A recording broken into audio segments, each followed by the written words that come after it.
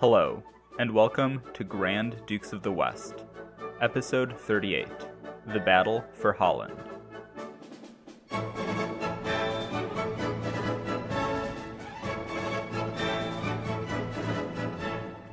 I'm back from vacation and ready to dive into the Dukes of Burgundy. Admittedly, a decent chunk of that vacation was filled with Burgundian or Burgundian-adjacent adventures. So, before we get started, I'd like to encourage you to visit Burgundy if possible. The region is gorgeous, the wine is amazing, and the history is ever present. I managed to spend a few days in Dijon and Beaune, and had an incredible time.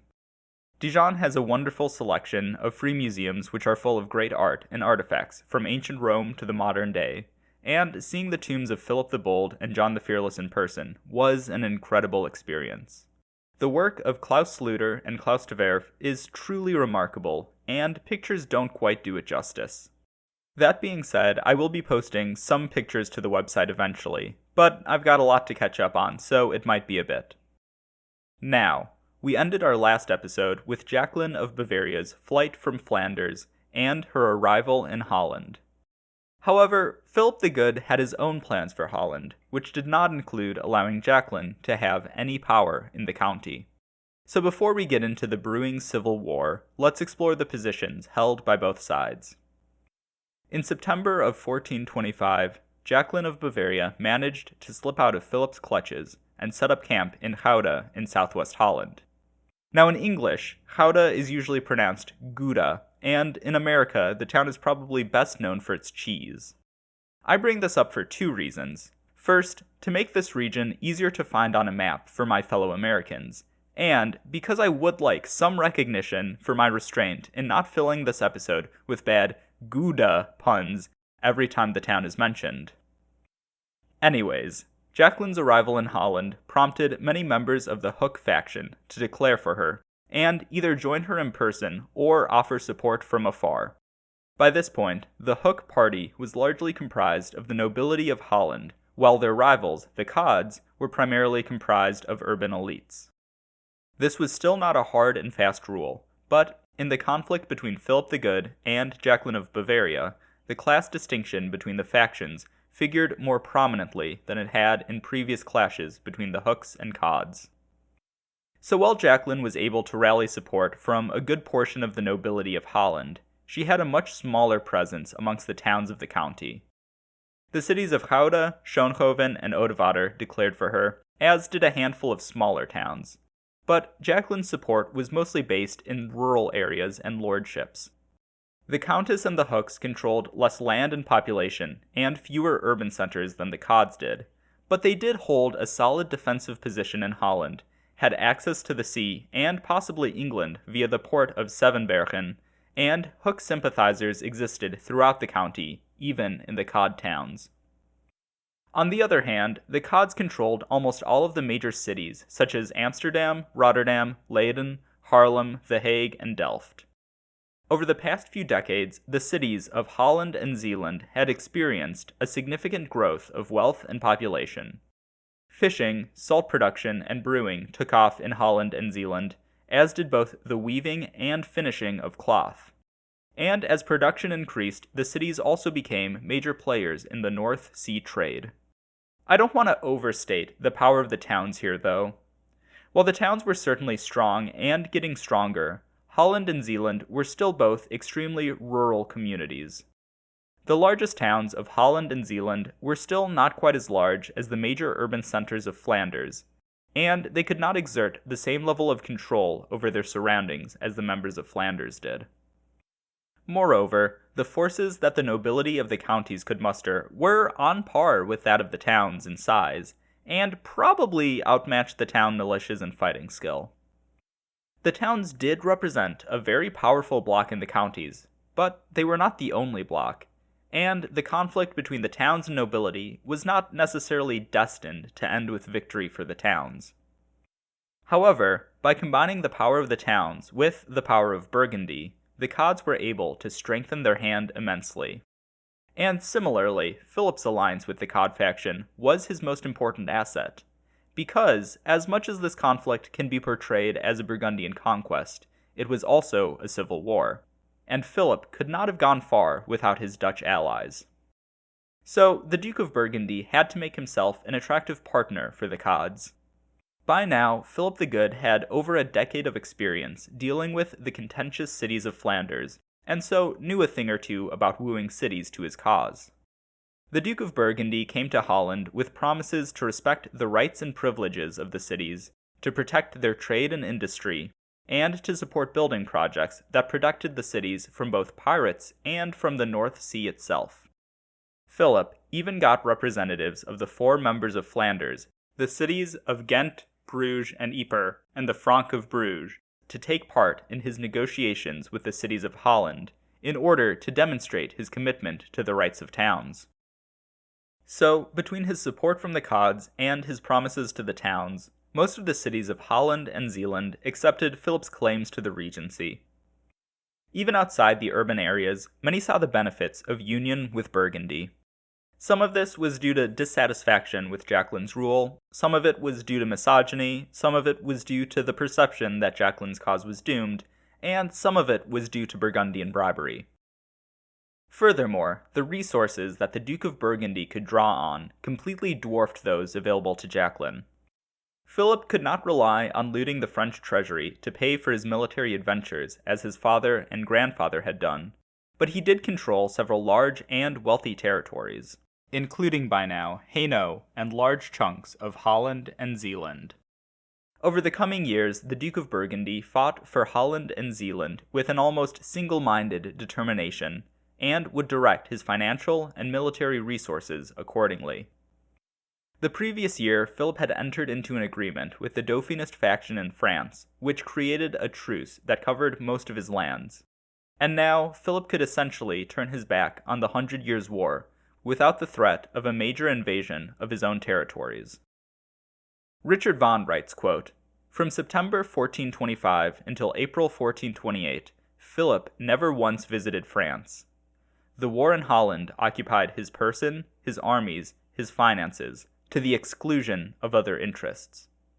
Hitherto, the military annals of Burgundy had comprised a mixed assortment of campaigns, sieges, and pitched battles.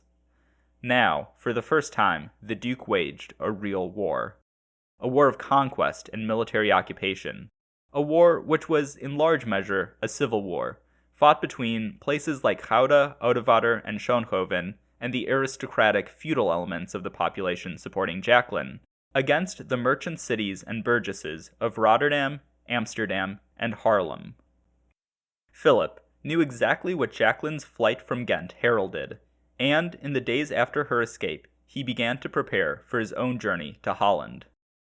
The Duke of Burgundy summoned knights from Picardy, Artois, and Flanders, and sent out spies and diplomats to figure out Jaqueline's destination. He left Flanders a little under 2 weeks after his cousin, and while Jaqueline had only left with 3 companions, Philip was making the trek to Holland with an army of 3,000 men and a fleet of 200 ships. The Duke of Burgundy did not immediately go on the offensive. Instead, upon arriving in Holland, he began consolidating his power and gathering his allies in the counties. Philip the Good set himself up at The Hague, while his officers and soldiers spread out to accept the submission of the towns and castles loyal to the Cods, and to begin garrisoning the county. By October, the Duke of Burgundy was ready to begin his advance. He had summoned an army largely made up of Dutch militias from the towns of Haarlem, Amsterdam, and Leyden, and sent them towards Gouda, where Jaqueline had made her headquarters. However, on their way to Gouda, they were ambushed by a Hook army near the town of Alphen. In this first clash of the conflict between Philip and Jaqueline, the Countess's forces emerged victorious. While her army at Alphen was outnumbered by the Cods, the Hook knights were fierce fighters, and they had the element of surprise on their side. The militias were cut down, almost to the man. The victory at Alphen was a boon to Jaqueline and the Hooks. It not only prevented an attack on Gouda, but it also showed the people of Holland that Philip and the Hooks could be resisted. The days after Alphen saw a number of thus far neutral lords declare for Jaqueline, while Philip the Good spent the next few weeks traveling to many of the cities of Holland to make his presence known and to assure his allies that their defeat was not so bad. The Duke of Burgundy, once again, received submission from the towns, but now the tone was different.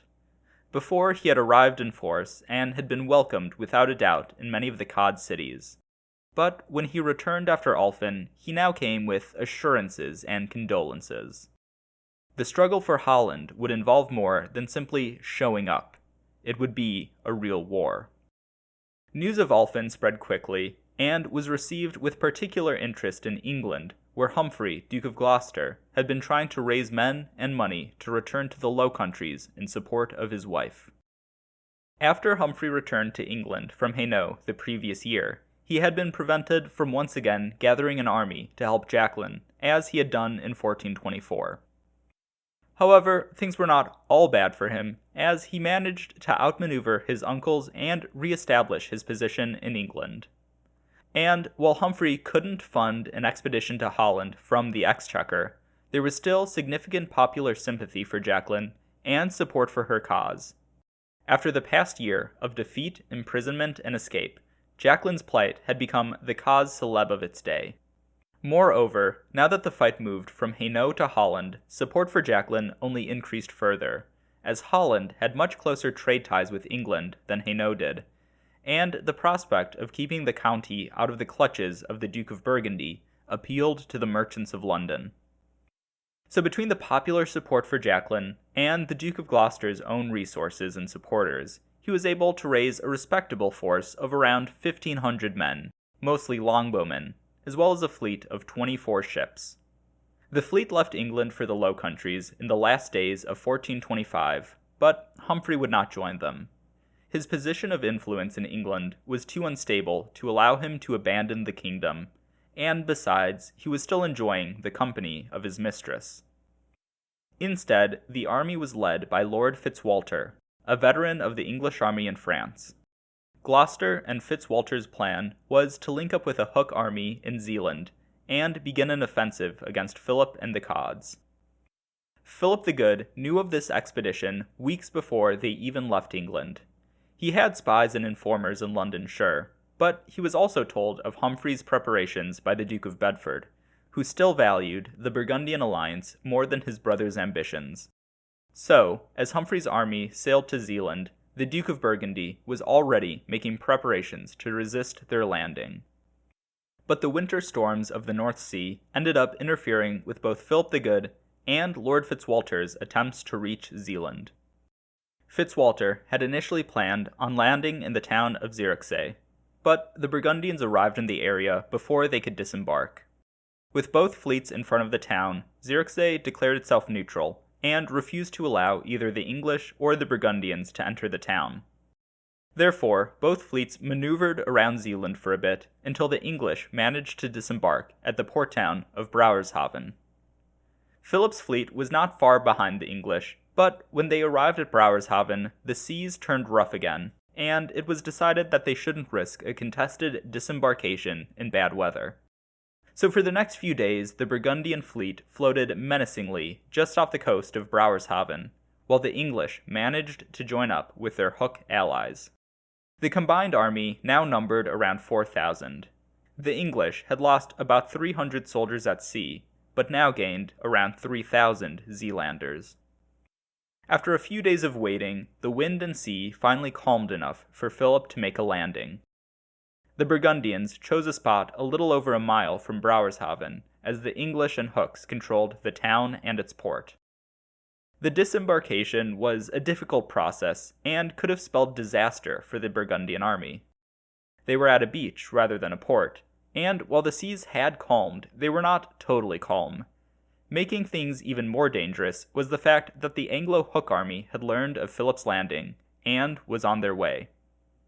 Philip's army was also around 4,000 strong, and mainly composed of militiamen from the towns of The Hague, Delft, and Dordrecht. But there was also a notable contingent of knights from Flanders, Artois, and Picardy as well. For some reason, although the Anglo-Hook army arrived on the scene right as the Burgundians were beginning to leave their ships, they did not attack right away, giving more time for the Burgundian Cod army to land and form into ranks. However, they did not wait forever, and the English army began to march forward when around 2/3 of the Burgundian army had reached the shore. The Anglo-Hook men-at-arms approached the Burgundians as their longbowmen and allied archers fired from the wings. After an archery duel between the sides, the Cod militiamen were scattered, but they did not flee in all directions. Instead, they sought shelter behind a line of French and Flemish knights, so they could form back into ranks and rejoin the fighting later. While the militiamen did fall back quickly, they managed to fight for long enough for the rest of the Burgundian army, including Philip himself, to disembark. If you've been paying attention to the battles that I've described thus far in the show, you probably have an idea of how the Battle of Brouwershaven should play out from here. The Burgundian knights advance but are slowed down by heavy arrow fire. Many die to the arrows, while the rest lose momentum and are met by a sturdy line of English men-at-arms. However, this was not how the Battle of Brouwershaven was destined to play out. The Burgundian knights charged, but they were able to maintain their momentum, and upon making contact with the English line, they were able to begin pushing them back. The fighting was still tough, and so Philip the Good decided to invigorate his men with a show of chivalric bravery. He grabbed his standard and plunged into the fighting, shouting, "Whoever loves me, let him follow." Consequently, the young Duke of Burgundy found himself surrounded by enemy knights, and might have been struck down if not for a renewed push forward by his own side. While Philip's charge was certainly reckless, it did begin to turn the tide of the fighting, and the Burgundians were soon able to push the English line back until they were trapped on the dikes. The battle was decided there and then, and now Brouwershaven became a slaughter. Of the approximately 4,000 soldiers in the Anglo-Hook army, 3,000 were killed, and a few hundred more were taken prisoner. There were a few things that made Brouwershaven different from previous battles between the French and English. First of all, the majority of soldiers in both armies were Dutch. This meant that only a relatively small portion of the Anglo-Hook arrows were coming from the famed longbows, with much of the rest coming from crossbows, which did not shoot as far, as hard, or as quickly. Another big difference was that Philip knew English war tactics quite well by this point, and did not intend on falling into the classic trap. And third, there had been some real improvements in armor quality over the past decades, and the Burgundian dukes were often at the forefront of military technology. This is most evident in their love of gunpowder weapons, but at Brouwershaven, the high-quality steel plate armor that the knights wore was the key to victory, as it allowed them to mostly ignore the arrows. In the aftermath of the battle, only one Burgundian knight was reported to have been killed, and it was because he did not wear a helmet and was struck in the eye. With his army destroyed, Fitzwalter fled the field, and Humphrey's hopes of ruling in the Low Countries went up in smoke. In the weeks after the Battle of Brouwershaven, Philip the Good accepted the submission of all of the major towns in the county of Zeeland, including Zierikzee, which now shed its neutrality. Zeeland was now Philip's. After 2 months in Zeeland, the Duke of Burgundy decided to return to Flanders in March of 1426, likely thinking that all that there was left to do was mopping up and taking the fight to Jacqueline's patch of southwest Holland. However, once Philip left Holland and Zeeland, Jaqueline and the Hooks returned to the field. One of the first developments in Jacqueline's favor after Brouwershaven occurred far from her core territory, when the region of Kennemerland in the north of Holland rose up in revolt and declared for her. Kennemerland, and most of the northernmost parts of Holland, differed in demographics to the rest of the county. The power of the local nobility was weak, and there were only a handful of notable towns, so free peasants tended to hold most of the land. The city of Alkmaar did rise up with the Kennemer peasants, but the largest city in the region, Haarlem, was dominated by Cods, and remained loyal to the Duke of Burgundy. So when the Kennemers rose up, their army was not dominated by aristocratic knights or urban militias, but by peasant levies. The Kennemers had not been major players in the conflict between the Hooks and Cods thus far, and their uprising was tied more to the high taxes levied by the Duke of Burgundy as regent of Holland than anything else. But regardless of the true motivations for their revolt, Jacqueline was glad to have their assistance, and with this new surge of support, the Countess decided to gather an army in the south and link up with the Kennemers to besiege the Cod stronghold of Haarlem. Jacqueline's army also included a number of soldiers from Utrecht. The bishopric was in the midst of its own power struggle and episcopal schism, and around the time that the Countess was preparing for her march on Haarlem, the bishop with ties to the Hook faction gained the upper hand. This bishop, Rudolf von Diepholz, had been opposed by John the Pitiless and Philip the Good, so either motivated by revenge or seeing that strengthening Jacqueline would strengthen his own position at home, the bishop decided to help the Countess out. Jacqueline did not have the resources to sustain a long siege, and she also didn't have the artillery to force a short one. Her hope was that the lower classes of the city would rise up against the Cod elites and open the gates of Haarlem for her. But unfortunately, after about a month outside the walls of Haarlem, the city remained strong, and Jacqueline received word that one of Philip's officers was leading a force of Flemish militiamen into Holland with the intention of relieving the city. The Countess decided that if a battle between her and the Flemings was to be fought, that she should make sure the conditions were favorable. So she left the siege with some of her men and began marching south to meet them. Jacqueline and her army met the Flemings, who by now had been joined by some Cod militiamen by the town of Alphen. And just like at the first Battle of Alphen, Jacqueline's forces emerged triumphant, and the Cods and Flemings suffered serious casualties. Now, this battle was not as large as the Battle of Brouwershaven. Both sides had under 1,000 soldiers, but the victory did seem to show that momentum was beginning to turn towards the Countess and the Hooks. However, this momentum would not last. In the days after Jacqueline's victory, her forces still at Haarlem decided to withdraw from the siege, and soon after, word reached Holland that Philip the Good was preparing to return to the county. The Countess returned to her core territory in the south, while her Kennemer allies remained in the north, with a detachment of Jacqueline's Hook army to both help defend them and to keep an eye on them. They were peasants, after all. The Duke of Burgundy returned to Holland in July of 1426, and set his sights on returning Kennemer land to his obedience. The Duke of Burgundy advanced on the northern rebels, and after a month of campaigning against the Kennemers, he had made some progress in re-establishing his authority in the region. But the Kennemer army refused to fight, and the Duke could only do so much, while the peasant army remained in the field. However, when the city of Hoorn defected to Philip and the Cods, the Kennemer rebels decided to march on the city and put it under siege. This was a mistake, as the Duke of Burgundy immediately advanced on the town in order to trap the Kennemers between his army and the walls of Hoorn. When the two sides met, Philip emerged victorious, and the Kennemer Hook army suffered heavy casualties. After the Battle of Hoorn, the resistance of the Kennemers crumbled, and the Duke of Burgundy was able to pacify the region and levy a large fine against its populace for rising up in the first place. After he finished mopping up in Kennemer land and the rest of northern Holland, Philip the Good distributed several Burgundian garrisons throughout the county and briefly returned to Flanders in order to gather even more reinforcements. With the north of Holland now dealt with, Philip's attention returned to the south, and his next target was the town of Zevenbergen. Today, Zevenbergen is surrounded by land, but at the time of the Hook and Cod Wars, the town was an island.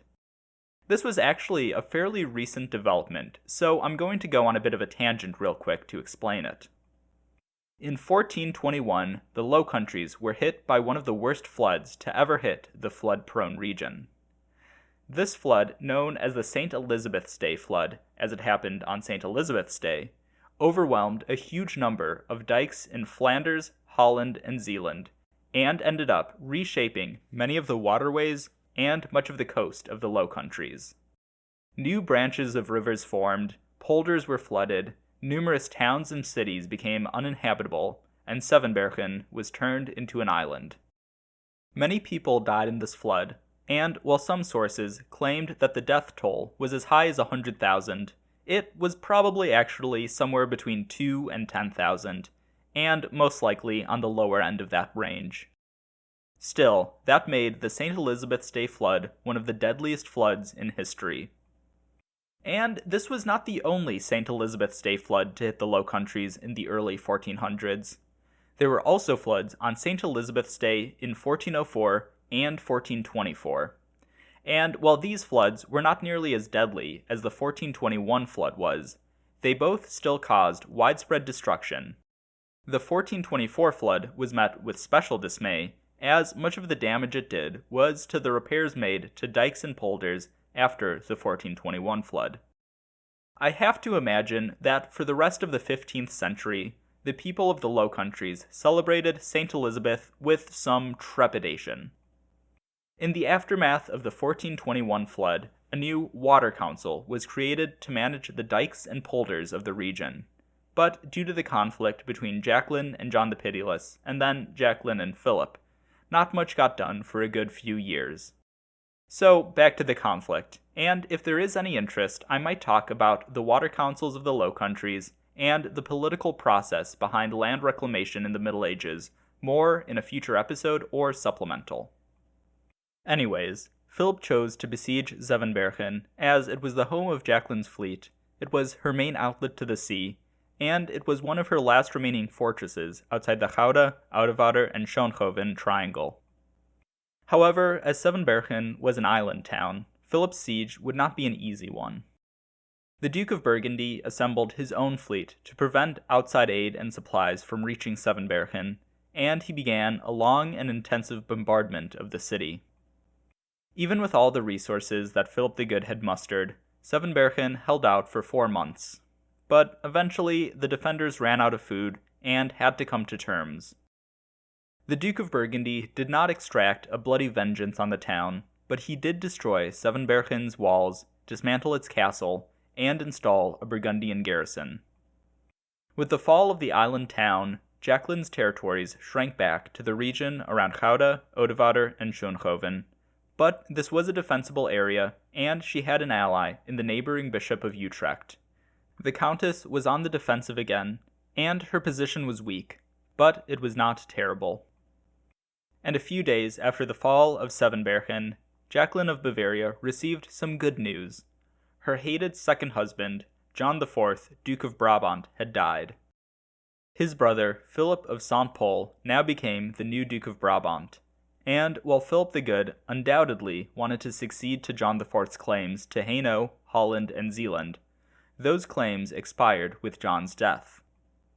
Jacqueline now legally regained control over the counties from really everyone's perspective, but the situation on the ground remained to be sorted out. I would be remiss if I allowed John IV to leave our story without mentioning his one actual contribution to the world.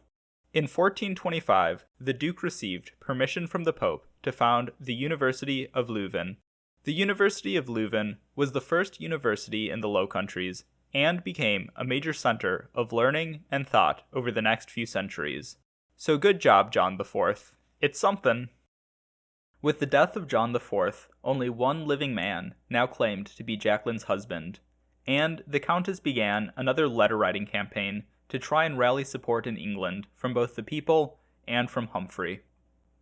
Jacqueline wrote to remind Humphrey of Gloucester and the English of the, quote, monstrous outrages, oppressions, and injuries which my cousin of Burgundy has perpetrated against me in the last 2 years, in pursuing me from one of my countries to another, in order to disinherit me, and in cruelly spilling the blood of my poor but loyal subjects. She continues, quote, I cannot endure much longer without your help and my husband's. Have pity on my grievous suffering. Back in England, Humphrey once more began trying to raise soldiers and money for his wife. But, as had happened time and time again, the Duke of Bedford stepped in to put a stop to this. Some money did end up being raised for Jacqueline, but this was specifically meant to help the Countess keep up her court and pay the garrisons she currently held, and was sent with the express instructions that it should not be used for an offensive against the Duke of Burgundy. Meanwhile, the Duke of Burgundy had left Holland once again. this time to go to Hainaut and reconfirm his hold on that county. This was done with dubious legality, as Philip the Good really had no claim on Hainaut, and the county should have legally reverted to Jaqueline with John IV dead. But the Duke of Burgundy wasn't about to let a silly thing like the legitimacy of his claim get in the way. The fact of the matter was that Philip had ruled Hainaut for the past 2 years, and the county was filled with Burgundian officials and garrisons. So Philip did not need to establish his hold on Hainaut so much as justify it. Philip convened the estates of Hainaut in Mons, where he and his lawyers worked to get the estates to assent to his continued control of the county. They argued that despite the death of John IV, Jacqueline's marriage to Humphrey of Gloucester was still illegitimate, and that while she claimed otherwise, she was unfit to rule her lands. As Philip was Jacqueline's closest relative, ignoring her mother, he would assume the rule of her counties in her stead until she was either deemed fit to rule or the counties were granted to someone else. Now, if this argument seems weak from both a legal and persuasive perspective, that's because it was. But Philip did not need a great argument, he just needed an argument. Despite counter-arguments from representatives of Jacqueline's mother, the estates accepted Philip's case and agreed to recognize him as their governor. Philip's meeting with the estates of Hainaut marks an important development in the Burgundian strategy for expansion. The Duke of Burgundy controlled the county in practice, sure, but what he needed to solidify his rule was the consent of the county. The Low Countries had an established tradition of estates, and as the Burgundian Union forms, and Philip the Good acquires more lands which he has dubious claim to, the Duke of Burgundy will rely on the local estates to justify those claims. After gaining recognition in Hainaut, Philip the Good returned to Holland once again to carry on the fight with his cousin. The two sides hunkered down, and the war went on. Most of the fighting over the next few months was based on raids and guerrilla warfare, but the occasional battle was fought. Soldiers marauded through southern Holland, spreading destruction as the wounds of civil war continued to fester. Both Philip and the Cods and Jacqueline and the Hooks had their victories. What remained of Jacqueline's fleet was destroyed and scattered, but her ally, the Bishop of Utrecht, managed to shrug off Philip's attempts to oust him. The Duke of Burgundy made little progress in his advances in the winter of 1427-1428, but he was slowly advancing, while Jaqueline was doing her best to maintain her position. Although Jaqueline was certainly in a weaker position than her cousin, her cause was not hopeless. She still had allies in the region, and could still count on the support of the Hook faction. Another English expedition to the Low Countries was certainly possible, and a Burgundian invasion of Jacqueline's core territories would be a difficult affair. But that did not mean that any offensive seemed feasible for the Countess, so in late 1427 she began negotiations with her cousin for a settlement. However, the Duke of Burgundy would not make these negotiations easy for Jaqueline. He knew the relative strength of their positions, and had no intention of allowing Humphrey or the English to gain any power in the Low Countries. He recognized that she was the legitimate Countess of Hainaut, Holland, and Zeeland, but told his cousin that he would oppose her as long as she claimed to be married to the Duke of Gloucester. And even if the Countess were to repudiate her marriage, she could still not expect to regain much power. For her part, Jacqueline still held out hope that English aid could deliver her from her cousin, and initially refused to accept the Duke of Burgundy's harsh terms. But in January 1428, Jacqueline's cause was dealt a fatal blow when Pope Martin V finally ruled on the validity of Jacqueline's marriages to John IV and Humphrey, more than 7 years after Jacqueline first requested her annulment. The Pope declared that Jacqueline's marriage to John IV was valid, and thus that her marriage to Humphrey was not. Jacqueline launched an appeal against this judgment, but Humphrey accepted it. The Duke of Gloucester lost all interest in his former wife's cause and cancelled whatever preparations he had been making to help her. To add insult to injury, shortly after receiving the Pope's decision, Humphrey married his mistress, Eleanor Cobham, a former lady-in-waiting of Jacqueline's. The Countess may have still hoped that some assistance from England might come, as her cause was still popular in the kingdom, and the Earl of Salisbury, one of the most anti-Burgundian English lords ever since Philip the Good had seduced his wife at a ball, had been assembling an army. But when Salisbury left England, it was for France rather than Holland. Without the prospect of English aid, submission to the Duke of Burgundy looked more tempting by the day. Jacqueline had the means to fight on, but not the means to defeat her cousin, and at this point, what good would carrying on the fight do? She was confined to a corner of Holland, and had little chance of expanding her territories significantly at this point. The wealthiest and most populous parts of the county were securely held by the Duke of Burgundy, and she simply did not have the resources to contest that. The choice for Jacqueline was either to give in and hope for a decent settlement, or to keep fighting forever, under siege in her triangle in southwest Holland. And when I say under siege, I mean that literally. In the spring of 1428, Philip the Good decided to force the issue and placed Jacqueline's headquarters of Gouda under siege. After 6 weeks, Jacqueline gave in and agreed to negotiate with Philip. The negotiations only took a few days. After all, Philip was essentially dictating terms here. And on July 3, 1428, the Treaty of Delft was signed between Philip the Good and Jacqueline of Bavaria. Jacqueline was recognized as the official Countess of Hainaut, Holland, and Zeeland, and she would be provided with a pension to live on, but that was about all she got. Philip was named Jacqueline's heir, was made her regent for all 3 counties, and was given possession of all of her castles. Additionally, if Jacqueline married again without Philip's permission, she immediately forfeited all rights to her territories. The Treaty of Delft ended the war for Hainaut, Holland, and Zeeland, and Philip came out on top. His treatment of his cousin was fairly despicable, but the results spoke for themselves. After years of warfare and successive campaigns, the Duke of Burgundy had managed to grab a hold of Hainaut, Holland, and Zeeland. There was still much work to do, and Philip's rule of these counties was not entirely secure, but the Duke of Burgundy had managed to make himself, by far, the strongest prince in the Low Countries. But just because Philip the Good was so focused on affairs in the Low Countries didn't mean that the 100 Years' War was on pause. So next time, we're going to return to France to catch up with what's been going on while Philip was otherwise occupied. Thank you so much to my patrons, with an extra thanks to my newest patron, Jonathan, Comte de Bazoches, and to Christine, Duchesse de Nemours, Peter, Duc de Brancion, Elliot, Graf von Gravenstein, Anthony, Comte de Chateauneuf-en-Auxois, Preston, Comte de Saint-Fargeau, Mark, Comte de Meursault, Diana, Graf von Beersel, Mehmet, Comte Santerre, Chris, Comte de Seymour, David, Graf von Bornum, Rosa, Comte de Germol, Elliot, Comte de Bussy-le-Grand, Quentin, Graf von Blasfeld, Tyler, Comte de Chamaret, Ian, Graf von Arenberg, Eric, Comte de Couche, David, Graf von Barland, and to my Knights of the Duchy.